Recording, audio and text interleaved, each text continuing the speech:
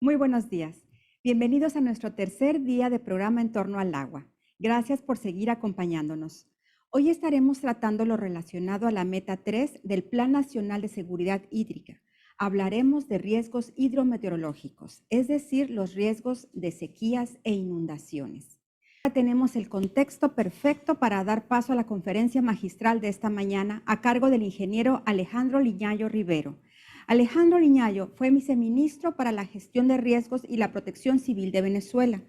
presidente fundador del Centro de Investigación en Gestión Integral de Riesgos. Actualmente es consultor, investigador y docente en sistemas de emergencia y planificación ante desastres. Su experiencia contempla más de 25 países en 3 continentes. Es autor y coautor de diversos libros y artículos en temas de su especialidad.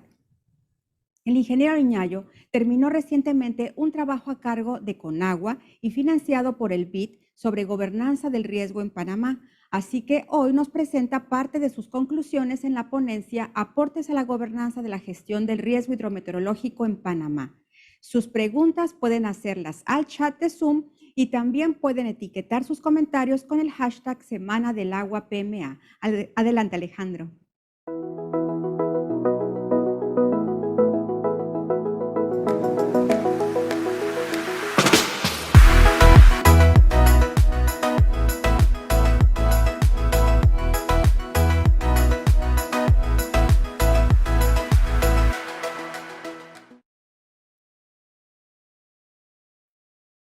Ok, saludos a todos. Muchas gracias por la oportunidad de compartir con ustedes estos aportes a la gobernanza para la gestión de riesgos ante fenómenos hidroclimáticos extremos en Panamá y que hemos preparado para esta ocasión. Inicialmente conviene mencionar que el reto que enfrenta la humanidad ante el riesgo urbano y la ocurrencia de eventos adversos como desastres asociados a terremotos, inundaciones, huracanes, vulcanismo, etcétera, es un reto que pareciera que no se logra solventar a lo largo de las últimas décadas. Estadísticas de los últimos 50, 60, 70 años demuestran que el impacto que tienen los desastres en el contexto urbano y en el contexto humano viene creciendo de manera importante y sostenida, y a pesar de múltiples esfuerzos, no ha sido posible del todo revertir los daños que estos fenómenos generan. Este escenario ha propiciado iniciativas mundiales muy importantes para tratar de reducir este tipo de facturas que nos toca pagar cada vez que uno de estos fenómenos se genera. Una de las iniciativas más importantes se dio en el marco del Decenio Internacional para la Reducción de Desastres Naturales, así se llamaba en aquel momento, hace 30 años, y que decretó las Naciones Unidas entre los años de 1990 y el año 2000. Un esfuerzo muy intenso que se hizo en todos los países del mundo y cuyos resultados más bien tibios, poco convincentes en términos de logros concretos al final, ya llegando a este nuevo milenio, demostraron primero que el problema era mucho más complejo de lo que parecía, que no podía acotarse la intervención solamente al abordaje sintomático y asistencialista de la respuesta humanitaria que se debe dar luego de que un evento de estos ocurre, y que había que trabajar de una manera mucho más holística, mucho más sistémica, en el que el abordaje se hiciera no solamente en las consecuencias de un evento de estos, sino en las causas que lo producen. Esto propició un enfoque mucho más integral que dio pie a partir con fuerza, pues a partir de este siglo, a lo que es el enfoque de la gestión de riesgos de desastre. El ya de por sí bastante complicado escenario que veníamos viviendo se complica con la aparición del enorme riesgo que representa para la humanidad y para el planeta en alguna medida el cambio climático. Un evento que se sabe hoy que está asociado al incremento de gases de efecto invernadero, un incremento que cada vez es menos indudable, que está muy marcado por la actividad antrópica y que impide que la Tierra pueda devolver al espacio la energía, toda la energía que recibe del Sol y que esa energía se esté acumulando en el planeta. Este fenómeno está propiciando, como todos ustedes saben, movimientos muy importantes para tratar de entender, primero de revertir mediante esfuerzos de mitigación la emisión de esos gases, pero por otro lado para tratar de entender un poco cuáles pudieran ser los escenarios que a futuro pudieran tener distintas regiones del globo ante esta realidad, y por otro lado para entender entonces cómo esos escenarios de calentamiento pudiesen incidir en las dinámicas del desarrollo humano. Estas imágenes obedecen a algunos estudios que tuvimos la oportunidad de desarrollar para ver un poco cómo en el istmo de centroamericano, o en la zona de los países andinos, o en la zona de México, qué es lo que se espera en función de los modelos más optimistas y menos optimistas que el IPCC ha generado de cara a este fenómeno global que estamos viviendo. Los niveles de certidumbre, de incertidumbre alrededor de los que pudiera generar el impacto, el cambio climático en el mundo, todavía son importantes, sin embargo cada vez son menores. Esta tabla del IPCC, del cuarto informe mundial del 2007, es muy interesante porque demuestra cómo algunos temas que antes, hasta el siglo pasado, tenían una probabilidad, una incertidumbre un poquito más alta. Esa incertidumbre se viene cada vez reduciendo y de hecho hay muchas manifestaciones concretas que sugieren que muchos de estos efectos del cambio climático ya se están dejando ver aquí y van a tener una incidencia muy importante en una gran cantidad de sectores del desarrollo humano, como la agricultura, la ganadería, la generación hidroeléctrica, los temas de agua y saneamiento, pero uno muy importante y en el cual nosotros nos vamos a concentrar en esta conversación de hoy, tiene que ver con el incremento del riesgo de desastres asociados a eventos hidroclimáticos extremos. Ya desde el siglo pasado se venía advirtiendo que la mayor cantidad de desastres y de afectación que dejan los desastres en el mundo están vinculados al agua, o demasiada en muy poco tiempo, o ninguna. O sea, los temas hidroclimáticos, los eventos hidroclimáticos, los extremos hidroclimáticos, tienden a ser los eventos que más impacto generan en la humanidad y más desastre generan en la humanidad. Sobre eso, inclusive, hay estudios muy completos que han tratado hasta de identificar unos índices de riesgo de desastres para cada uno de los países del mundo. Uno de los últimos reportes mundiales sobre ese tema definen que para Panamá, este es el reporte del año 2019, se estima que el país tiene un índice de riesgo de un valor de 7.7 y que lo ubica en la posición 68 de los países más expuestos a desastres del planeta. Ahora, si nosotros miramos en detalle cómo se caracteriza, cómo se categoriza ese nivel de riesgo que tiene Panamá de sufrir desastres,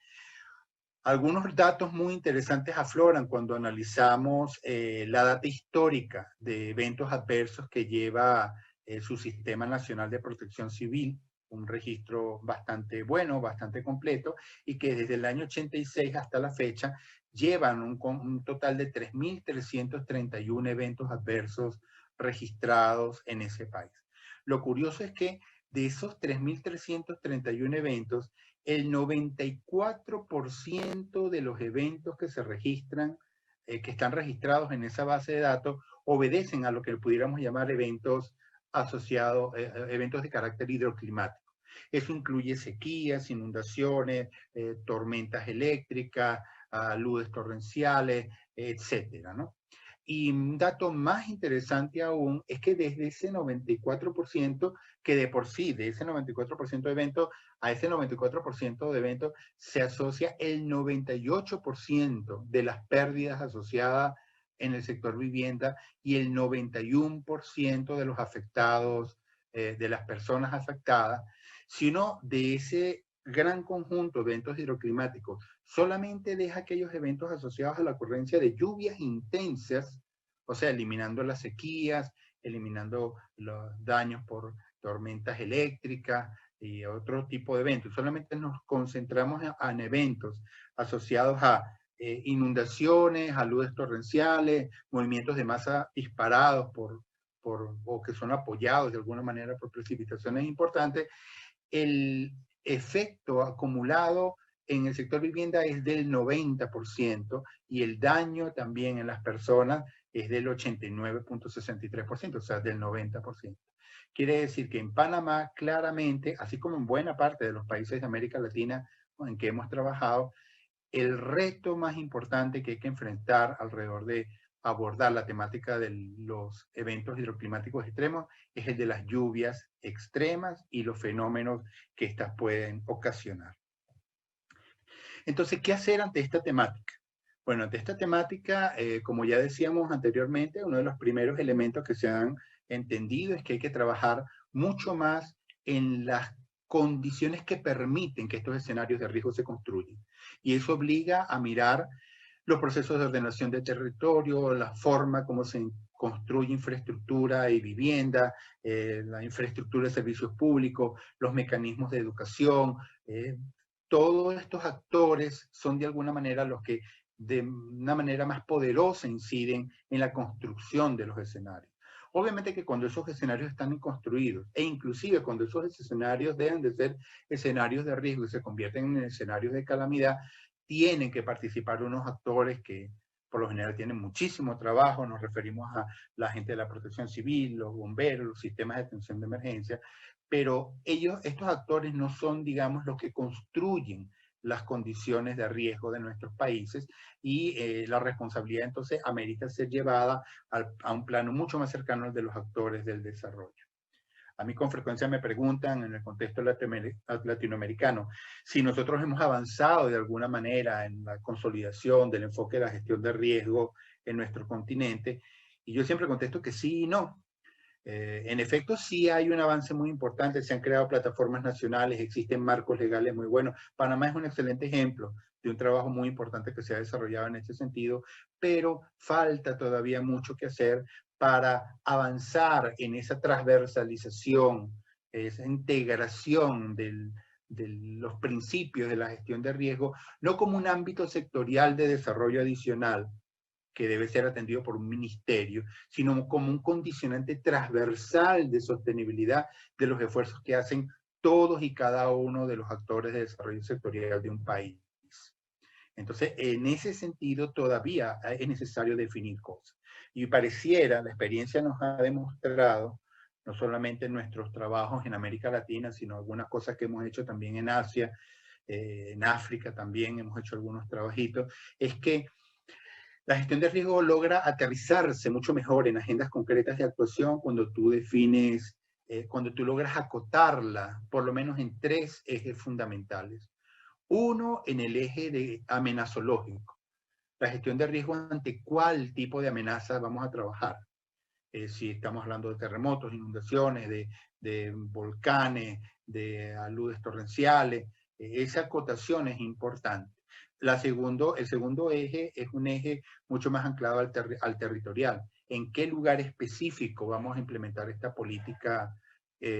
orientada a la sostenibilidad? Y el tercer ámbito también que conviene trabajar es un ámbito sectorial. Es decir, bueno, vamos a trabajar la gestión de riesgo que en el sector vivienda, en el sector salud, en el sector educación. Esos son tres ámbitos que en la medida que se logran ir acotando, permite llegar a agendas mucho más concretas y mucho más fáciles de implementar a la hora de avanzar, más allá de la retórica y de la declaración política en este reto tan complicado.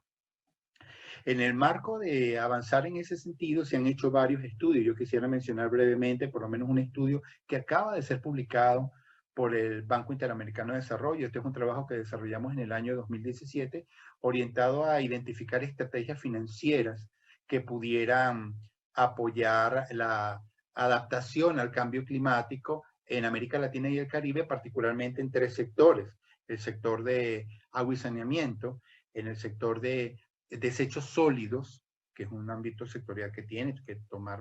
acciones importantes, pero el tercer ámbito que manejamos fue con relación a los retos que en cada país hay que abordar de cara al riesgo de desastres asociados a inundaciones y aluvias torrenciales. De ese estudio se hicieron, bueno, varios mapas, varios estudios comparativos, se generaron indicadores para poder ver un poco cuál es el nivel de integralidad con que cada país, en función de lo que establecen sus NDC, sus compromisos ante el cambio climático en el marco de la COP21, han asumido, en qué medida están siendo integrales en el abordaje que un reto de esta naturaleza maneja. Pero este tipo de trabajos creo que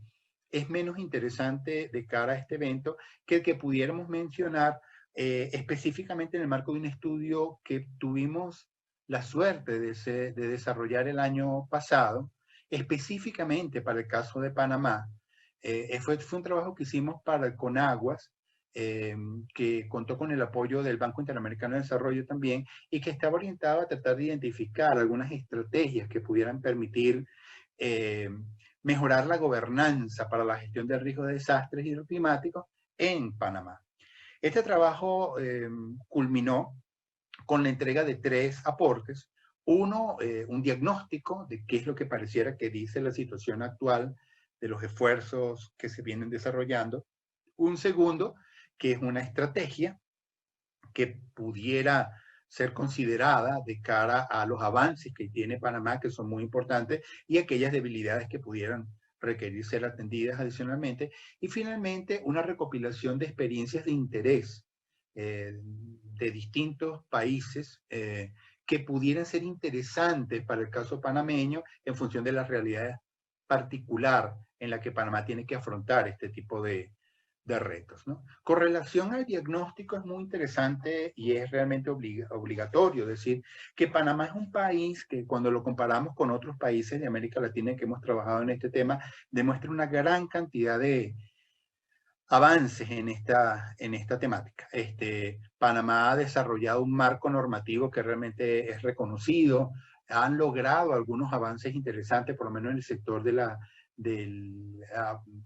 del sector financiero, para el trabajo del riesgo, que son de alguna manera referencias para todo el continente. Panamá también tiene la suerte de que, por las bondades que tiene el país, allí están, digamos, como ubicados buena parte de todos estos organismos de cooperación internacional y que están comprometidos con estos temas. Y yo creo que esa ubicación allí ha permitido que muchos de estos organismos hayan facilitado estudios, evaluaciones, identificación de estrategias. Entonces existen una gran cantidad de aportes que hacen que, bueno, en Panamá existe un camino interesante en esta temática. Ahora, ¿qué es lo que pareciera que es necesario seguir abordando? Bueno, el problema y los retos que pareciera que se tienen en Panamá es la necesidad de aterrizar. Y aterrizar justamente en esos tres ejes que mencionamos anteriormente. O sea, hay una gran cantidad de lineamientos, aportes, el Plan Nacional en sus distintas versiones que se ha ido para la gestión de riesgo que se ha hecho en Panamá, y la Comisión Nacional que existe, pero casi todo lo que se hace se queda en el nivel nacional. A la hora de uno conseguir agendas concretas en los niveles sectoriales o en los niveles locales, ahí no es tan común y pareciera que es necesario seguir trabajando. Entonces, en ese sentido, pareciera que Panamá necesita todavía seguir trabajando sin desconocer todos los avances que tiene en la temática. Con respecto a la estrategia, entonces, que en el marco de este diagnóstico que se desarrolló, que es una estrategia, un diagnóstico mucho más amplio que hemos planteado aquí, pero que por tiempo no podemos ahondar en detalle, la estrategia que se sugiere se basa en una estrategia, la adaptación de una estrategia que previamente habíamos sugerido para algunas políticas de intervención en el contexto latinoamericano, y que en buena medida están basadas en los aportes de Alan Lavell. Esta estrategia, a lo que llegamos para el caso panameño, era que pudiera priorizar 5 ámbitos de acción, ¿verdad? El primero era un ámbito asociado a mejorar las capacidades y la estructura para desarrollar y socializar la información de diagnósticos, redes de monitoreo, todo lo que demanda el diagnóstico y la caracterización de la problemática. Y luego hay tres ámbitos centrales que apuntan esencialmente a lo que es la gestión en sí del problema. El primero es el ámbito de la gestión prospectiva del riesgo, que está asociada a todo lo que se pudiera hacer para poder intervenir escenarios de riesgo que, si bien hoy no existen, todo sugiere que van a existir a futuro en función de las dinámicas de crecimiento que tienen los asentamientos humanos. En este caso, la apuesta dura se hace a todo lo que es la planificación, la ordenación, la gestión de las cuencas, del territorio, de las ciudades, las regulaciones, las normativas, el generar todos los mecanismos que normen y promuevan una mejor y más sostenible ocupación del territorio por parte de los actores de desarrollo panameños. En el tema de la gestión correctiva nos referimos a todo lo que hay que hacer para lidiar con escenarios de riesgo que ya existen, que ya están construidos. Son poblaciones que ya están ubicando zonas que se reconoce que van a ser objeto de problemas si no son intervenidas a tiempo. Y ahí la apuesta es a la ingeniería, las obras de control. En el caso del tema hidroclimático, bueno, las represas, Sabo, las obras de control, de canalización, de control de sedimentos, todo lo que es la inversión en sedimentación, en mitigación, las inversiones en mitigación, y que bueno, siempre son costosas, pero en muchas ocasiones siempre resultan ser mucho más eficientes que esperar a que venga el desastre y luego tengamos que reconstruir. Y en el tema reactivo, se maneja siempre el tema de los sistemas de alerta temprana, como digamos el paradigma global, pero en el buen sentido de la palabra y siguiendo todo el checklist que ha sido sugerido para la instalación de estos sistemas por parte de organismos internacionales especializados, como la Estrategia Internacional para la Reducción de Desastres. Un quinto grupo que se ha sugerido tiene que ver con algunas labores de carácter transversal que han sido sugeridas por distintos expertos regionales y que pareciera que son importantes ser promovidas en el contexto latinoamericano, particularmente para garantizar la sostenibilidad de los esfuerzos, dadas las peculiares características tanto políticas, institucionales como socioculturales que uno consigue en buena parte de nuestro continente. Algunos fundamentos entonces que se sugirieron para la implementación de una agenda de esta naturaleza era que, bueno, primero que nada, la prioridad, como dijimos al principio, era enfocarse en eventos adversos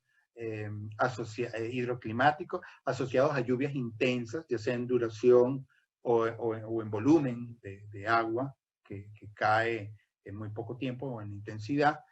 Y que, como dijimos antes, tienden a generar el 90% de la afectación que dejan los desastres en Panamá, tanto en las personas como en las viviendas y en la infraestructura, ¿no? Desde esta perspectiva, bueno, la unidad espacio-territorial que pareciera priorizarse es intervenir bajo la noción de la cuenca, ¿no? Y ahí, en este ejercicio, los actores sectoriales de agua y saneamiento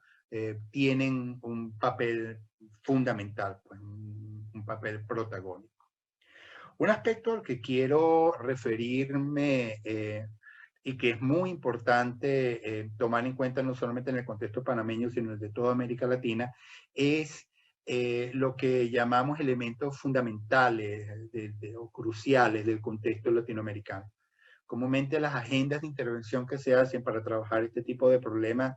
te llegan de organismos o de algunos entes en los que yo personalmente inclusive he tenido la oportunidad de trabajar y los he visitado, pero yo siempre he entendido que a ratos ellos no entienden del todo algunos elementos propios de la realidad de nuestros países y hacen que muchas veces las propuestas de intervención que ellos proponen no son fácilmente adaptables a la realidad que tenemos, ¿no? En este sentido, yo quería referir este comentario, este extracto un documento de la Red de Estudios Sociales para la Prevención de Desastres en América Latina del año 2004, ellos dicen, a diario surgen evidencias de que el llamado desarrollo está cada vez más lejos de satisfacer las necesidades básicas de la mayoría de los habitantes del mundo. Y eso se traduce en la aparición de nuevas y viejas vulnerabilidades. Los beneficios del desarrollo están limitados a quienes pueden pagarlo, particularmente en nuestros contextos urbanos. Ello explica el que las dinámicas de la informalidad, como formas alternativas de supervivencia, desconozcan los lineamientos de la gestión de riesgo, de la gestión territorial y ambiental, en los que la gestión de riesgo suele cifrar sus mayores esperanzas. Entonces, esto es muy importante porque nos hace ver que no basta en un contexto como el latinoamericano, ni como el panameño, que tú hagas la ordenanza, que tú hagas la ley, que tú hagas el plan de ordenación urbana, porque hay un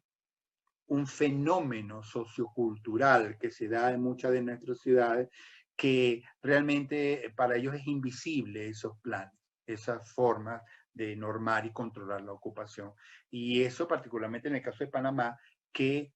tiene aún el reto de disminuir un poco los niveles de desigualdad. Panamá es uno de los países cuyo índice de Gini, de desigualdad, es de los más altos de América Latina. Entonces, demuestra que hay que hacer un trabajo mucho más integral y mucho más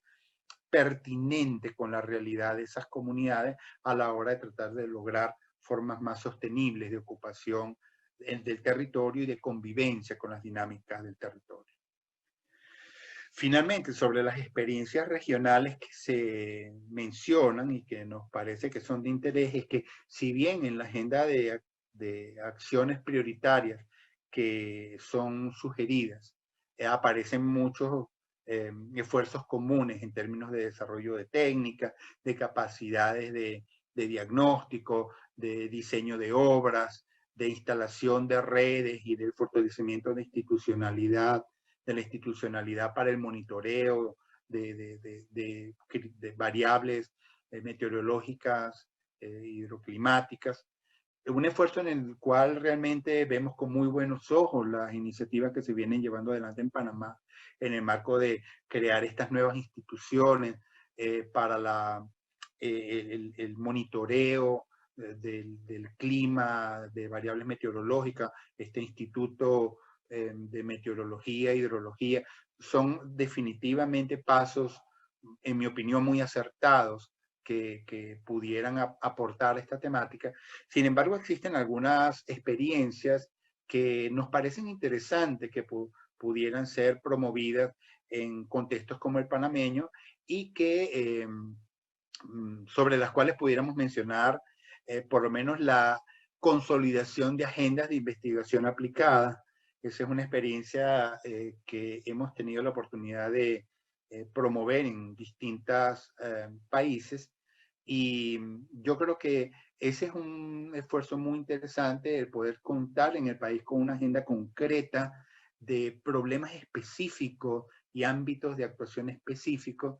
mucho más allá de lo que uno pudiera conseguir en la política de investigación del país. Porque de hecho la política de investigación, el Plan Nacional de Investigación de Panamá, contempla estos temas de sostenibilidad muy bien, pero hay que pasar del qué al cómo. Y al pasar al cómo hay que definir cuáles son los problemas prioritarios y cuáles son los ámbitos prioritarios y en dónde y cómo se deberían hacer las inversiones de investigación para avanzar en esta temática. Y yo creo que eso suele, bueno, tenemos la experiencia de que eso puede ser un aporte interesante.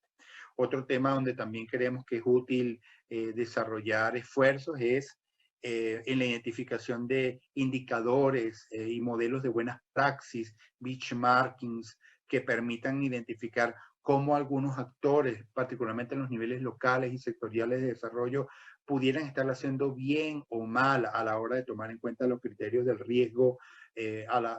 para hacer sus inversiones en infraestructura y desarrollo. Unos últimos aportes que también creemos que son fundamentales es apostarle al tema del empoderamiento como